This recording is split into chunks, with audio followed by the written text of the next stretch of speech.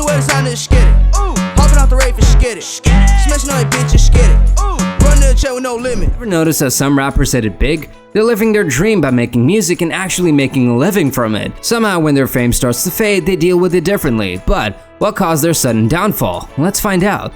Well, it's a common trap in the music industry, where artists find it hard to let go of their former success. So, here are a few rappers. At number 1, we got Lil Pump. So, Lil Pump is a rapper known for his catchy tunes like D-Rose, and the viral hit Gucci Gang burst onto the scene in 2016.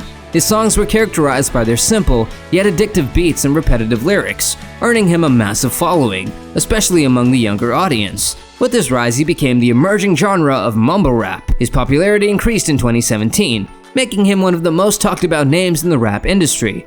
In 2018, when things went downhill, J. Cole, a respected figure in the rap community, known for his introspective lyrics, dropped a track titled 1985. In the song, Cole seemed to address Lil Pump directly, cautioning him about the nature of his success. Cole also hinted that Lil Pump's reliance on trends and lack of substance in his music might lead to a downfall in the long run. Despite the warning, Lil Pump continued on his path, maintaining his flashy persona and releasing similar-sounding tracks. However, as time passed, the fans grew tired of the repetitive nature of his music, and Lil Pump's decline became apparent with each new release. At number 2, we got Smoke Perp.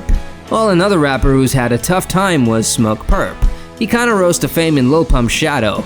He had some hits on SoundCloud like Audi, and he was part of the buzzing Florida rap scene. I'm boofing is my weed. I check that bitch like I'm Mari.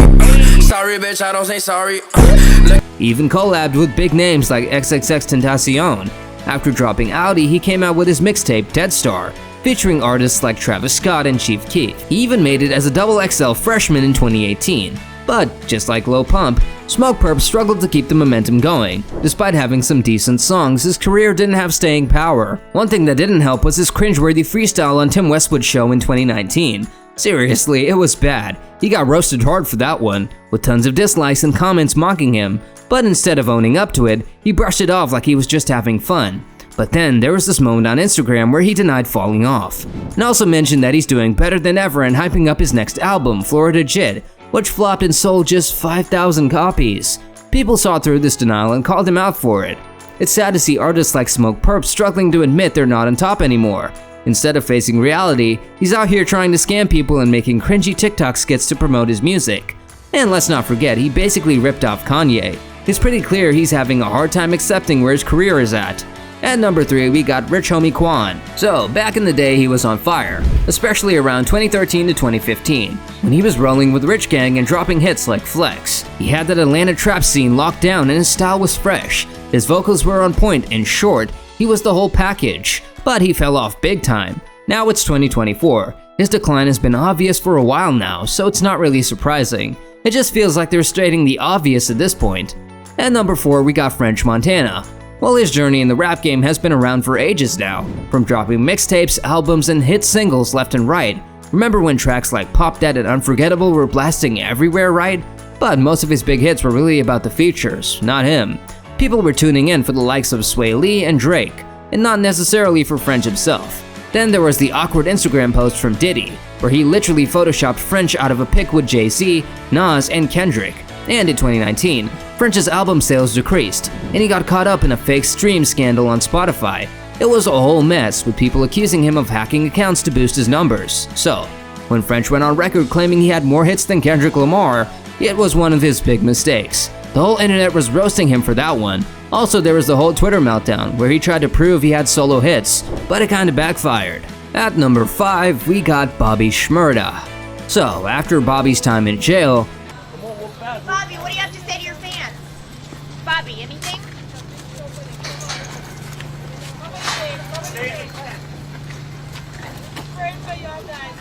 the hype didn't just match up with the music when he came out, and we waited 7 months for some pretty average stuff. To be honest, but let's not forget, Bobby had a legendary run back in 2014. Still, when he got out, the tunes didn't quite live up to the expectations, but he's still a legend for what he did. But here's the thing, maybe we as a community put too much pressure on him while he was locked up. We were hyping him up like crazy, saying he'd dominate the New York hip-hop scene when he got out. Maybe people need to take some responsibility for that.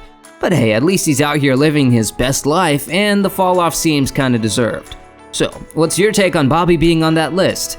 At number 6, we got Lil Baby. You know, it's kinda wild seeing Lil Baby on this list, but for sure, some fans might not be vibing with his new stuff, but let's be real, he's one of the biggest rappers out there. But people are talking about him falling off musically, like, it's not the same as Chance the Rapper situation, but you can see the signs. Like those excessive features were getting out of hand, and his flow and song structure, they're kinda stuck in rust. And when he does switch it up, it's not really hitting the mark either, so we get where the fans are coming from. Maybe if this was a decline in music list? At number 7, we got NBA Youngboy. You probably heard a lot about NBA Youngboy lately. Well, it seems he's been on top of the world for a while, but now some people are saying his music isn't hidden like it used to. So if you think he still deserves his place on the list, it's tough to say because he's kinda doing his own thing, just making music whenever he feels like it. But yeah, there's definitely a feeling of exhaustion setting in. How many times can you listen to the same thing before it gets old? And the quality of his recent projects hasn't been that great either, so it's like he's stuck in a loop, but still, he has a huge fan base, so there's that. But honestly, do you still think he's at the top of his game?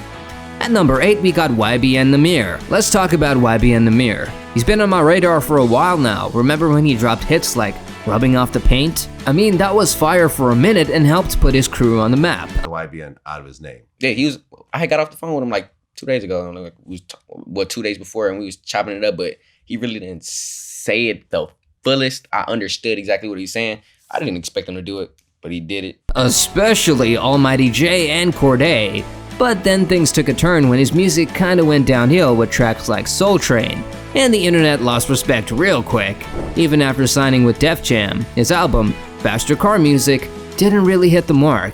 And despite all the signs pointing to a fall off, he was still in denial about it. Like, he'd be out there saying, I've been viral my whole life, but come on, the numbers don't lie.